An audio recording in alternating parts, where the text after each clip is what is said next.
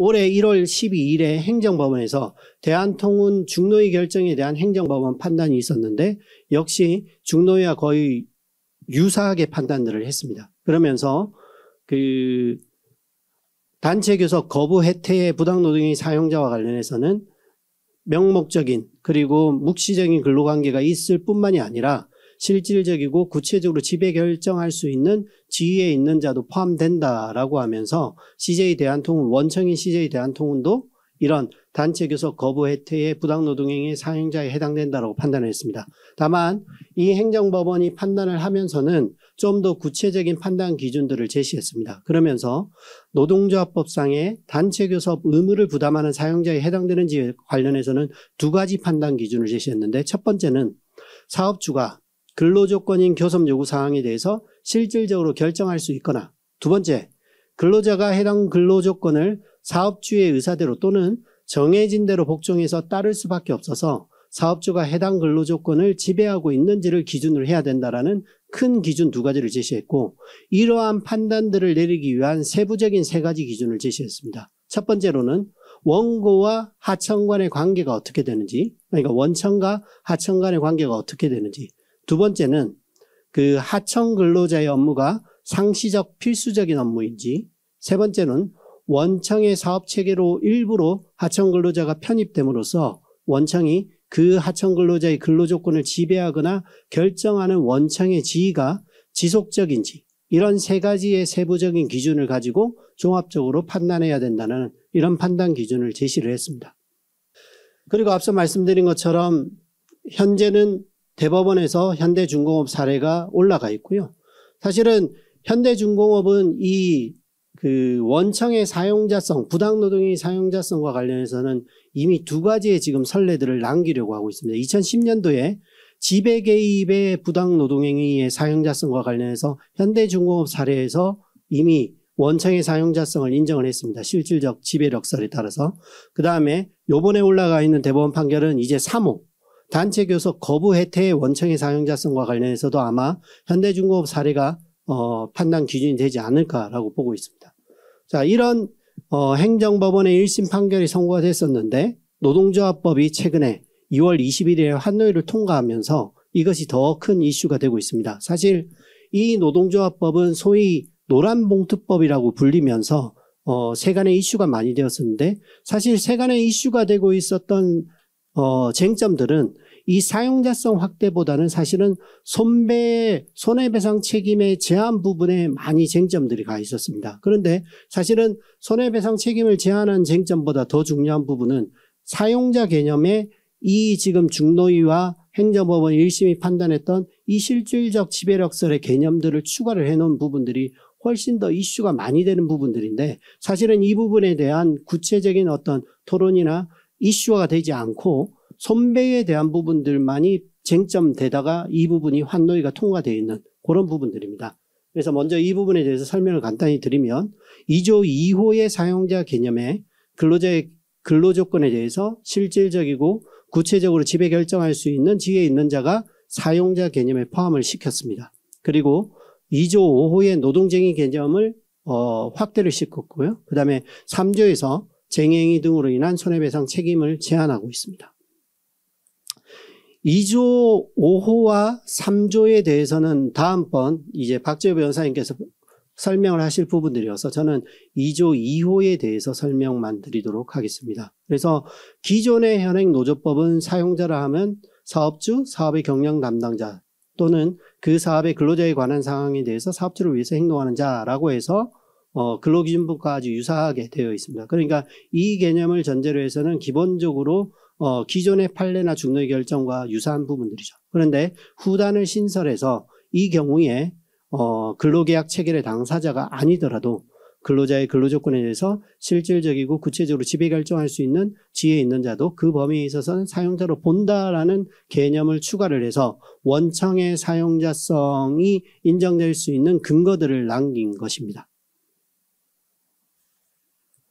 자, 문제는 원청의 단체교섭 상대방을 인정하는 것, 이것이 입법적으로 해결되면 사실은 큰 문제가 없겠죠. 물론 대법원 판결을 통해서도 인정될 수는 있겠지만 근데 더 큰 문제는 뭐냐면 대법원을 통해서 또는 입법을 통해서 원청의 사용자성이 확대가 되더라도 해결되지 않은 부분들이 있습니다. 그건 뭐냐면 교섭창구 단일화 절차들을 어떻게 하겠느냐. 지금 노조법 개정안에서는 사용자 개념을 확대만 해놨지 확대된 사용자에게 그러면 교섭창구 단일화 절차를 그대로 거칠 것인지 거치지 않을 것인지에 대해서 아무런 언급이 없습니다. 그렇게 되면 입법화가 되어서 혹시나 원청의 사용자성이 확대가 되더라도 여전히 실무에서는 그러면 단체 교섭창구 단일화 절차를 어떻게 거쳐야 되는지에 대해서는 여전히 분쟁이 있을 수밖에 없는 이런 문제들이 있습니다. 그래서 이것이 교섭창구 단일화 절차까지도 입법화가 되어서 해결을 하지 않는 이상은 단체 교섭 상대방에 대해서 원청을 인정하더라도 문제가 남아 있습니다. 그러면 어떤 문제냐? 첫 번째, 도급인과 수급인 사업장에 있어서 교섭 단위는 어떻게 정할 것이냐? 교섭 단위를 분리해야 되냐? 아니면 원청과 함께 그 하청 노조까지 해서 교섭 창구를 단일화시켜야 되느냐? 그런데 중노위 대우조선해양 결정에서는 하청 사업장 단위로만 교섭 창구 단일화 절차를 거치면 된다라고 했지만 사실은 거기에 대해서는 입법적 근거가 없는 부분들입니다. 입법에서도 허용되지 않은 부분을 사용자를 확대하면서 거기에 대해 더해서 교섭창구 단일화 절차에 대한 예외들이 아무것도 나와 있지 않는데 원청의 사용자성을 인정하다 보니 이게 해결할 수 없는 부분이다 보니 중노위도 거기에 대해서 입법적 불비나 지금 미비사항이라고 얘기를 하면서 약간은 이 부분을 중간적으로 해결할 수 있는 현실적 방안으로 아마 제시를 한 것 같습니다. 그래서 하청 사업장 단위로만 교섭창구 단일화 절차만 거치면 된다라고 최근 중노위는 그렇게 판단을 했습니다. 두 번째로 하청 노조가 원청의 교섭 요구를 하면 그러면 하청 노조가 자신의 사용자에 대해서도 원 사용자에 대해서 교섭 요구를 하면 되는데 원 사용자에 대해서는 교섭 요구를 안 하고 원청에 대해서만 교섭 요구를 하게 되면 그러면 하청 사업주는 교섭 요구 사실을 공고해야 되는지에 대한 문제가 남습니다. 근데 중노위 결정에 의하면 하청 사업장 단위로만 교섭 창구 단일화 절차를 거치면 된다고 하는데 하청 노조가 자기의 원사업주에 대해서 교섭 요구를 안 하면 그러면 하청 사업주 입장에서는 나는 교섭 요구를 받지도 않았는데 내가 스스로 먼저 교섭 요구 사실을 공고해야 되느냐 이런 문제들이 남아 있습니다. 그리고 과반수 노조를 결정할 때는 그러면 단독으로 그냥 하청 노조는 하청 노조끼리 해서 과반수 노조를 결정하고 원청은 원청대로 해서 과반수 노조를 결정해서 두 개의 과반수 노조가 나오는 거냐 이런 부분도 남아있죠. 근데 사실은 교섭창구 단일화 절차라는 것은 이미 우리나라에서 복수노조를 허용하면서 복수노조로 인해서 이 교섭의 효율성들이 침해될 수 있는 우려들이 있었기 때문에 복수노조는 허용하지만 교섭창구 단일화 절차를 통해서 효율성을 도모하겠다라는 입법 취지가 있는데 지금처럼 원청의 사용자성을 확대하고 그리고 하청노조는 하청노조대로 별도의 어떤 교섭창구 단일화 절차를 거치면 되면 이 교섭창구 단일화 절차의 취지 자체가 망각이 된다는 그런 문제들이 있는 거죠. 그 다음에 만약에 원청하고 교섭으로 단협이 체결이 된다면 하청사업주는 원청과 하청노조가 체결한 이 단협을 그대로 따라야 되느냐 그러면 이것을 위반하게 되면 노조법상 처벌을 받느냐 이런 문제들도 남아 있습니다. 물론 중노위는 원청하고 하청노조가 체결한 것은 단체 협약이 아니라는 전제로 판단을 했지만 이 역시도 사실은 근거가 없는 그런 부분들입니다. 그 다음 더 큰 문제는 재형법성주의가 심각하게 침해될 우려들이 있다는 것입니다. 그러니까 부당노동행위는 기본적으로 형사처벌 조항들이 있는데 지금 현재 이미 2010년도에 오픈이 된 지배 개입의 분호에 있어서 원청의 사용자성을 확대한 대법원 판례는 사실은 원청의 그 사용자성을 확대하더라도 큰 문제는 재형법정주의 위반은 안 되는 겁니다. 왜냐하면 소극적 의무 그러니까 원청이 하청노조에 대해서 지배 개입의 어떤 행동들을 하지 않으면 되는 부분들이기 때문에 이것이 재형법정주의의 심각한 침해라고 볼 수는 없는 부분들입니다. 그런데 지금 단체 교섭 거부 혜택의 분호 81조 3호에서 원청까지 이 사용자 개념을 확대하게 되면 굉장한 문제가 발생하는데 이 81조 3호는 적극적 의무를 부여하고 있습니다. 단체 교섭을 부당한 이유 없이 합리적인 이유 없이 거부하거나 해태하게 되면 바로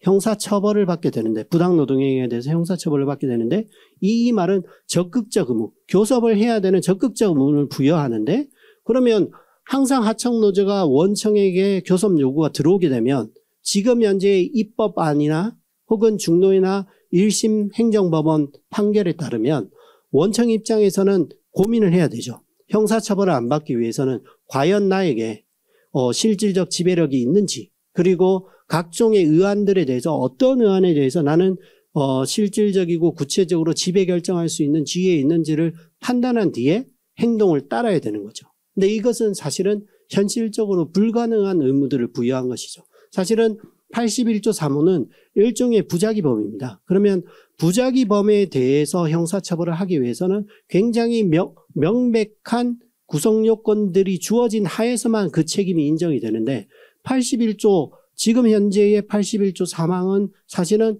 기본적인 원래의 근로계약관계가 체결되어 있는 당사자 간에서만 인정되었었는데, 이 범위를 확대를 해놓고 보면 사실은 부작위 범위에 대해서 너무나 확대되는 이런 문제들이 있다라는 문제가 있습니다. 앞으로는 아마도 하청노조에서는 이렇게 원청을 상대로 해서 단체 교섭 요구만 들어가는 것이 아니라 불법 파견과 단체 교섭 요구가 동시에 들어가는 경우들이 많이 발생할 가능성이 굉장히 높습니다. 그래서 이 두 가지 부분들을 같은 관점에서 리스크를 점검하는 부분들이 필요하지 않을까라고 보여집니다. 그래서 제가 정리한 부분들은 앞서도 말씀드렸지만 중노위 결정이나 판결문에서 의제별로 원청의 단체 교섭 사용자를 인정한 근거들을 본다면 원청이 하청 근로자들의 작업 방법을 직접 결정하거나 근무일을 결정하는 것. 그래서 예를 들어서 추석 연휴 직전 토요일은 휴무일로 하겠다라고 원청이 정했고, 원청의 그 결정에 따라서 실제 택배 근로자들이 추석 연휴 직전 토요일은 휴무일로 결정된 부분들을 실질적 지배력의 근거 사항으로 하나로 봐왔습니다. 그리고 두 번째로 원청과 하청 계약상에 하청 근로자들의 근무 장소, 근무 시간이 정해진 점들, 요것들을 하나의 근거로 삼았고요. 그 다음에 행정법원 1심 판결에서는 하청 근로자들의 업무가 원청의 본질적, 필수적, 상시적인 업무인지, 그러한 업무가 원청의 사업 체계에 편입이 됐는지를 하나의 기준으로 삼았고요. 그리고 하청 근로자들의 근로조건에 대한 원청의 지배가 사업 특성상으로 구조적, 지배적, 계속적인지 여부들도 하나의 판단 기준으로 삼았습니다. 그래서 이 부분도 주의할 필요가 있고요. 그리고 하청노조가 이제 만약에 마지막으로 하청노조가 교섭 요구가 들어온다라고 했을 때의 답변은 주의할 필요들이 있습니다. 앞으로 원청의 사용자성이 인정될 가능성들도 있기 때문에 이때는 무조건 우리는 당신들하고 근로관계가 없기 때문에 단체 교섭에 응할 수 없다라고 하기보다는 그런 부분도 답변하지만 설령 우리가 그 단체 교섭 의무가 인정될 가능성이 있다라고 하더라도 우리는 당신들의 근로조건에 대해서 어떤 지배 결정할 수 있는 지위에 있지 않다라는 답변들을 해놔야만 추후 나중에 부당노동의 형사 책임이 왔을 때에 어찌됐든 고의와 관련해서는 다툴 수 있는 하나의 근거들을 남겨두는 그런 근거가 될 수 있지 않을까라고 생각합니다.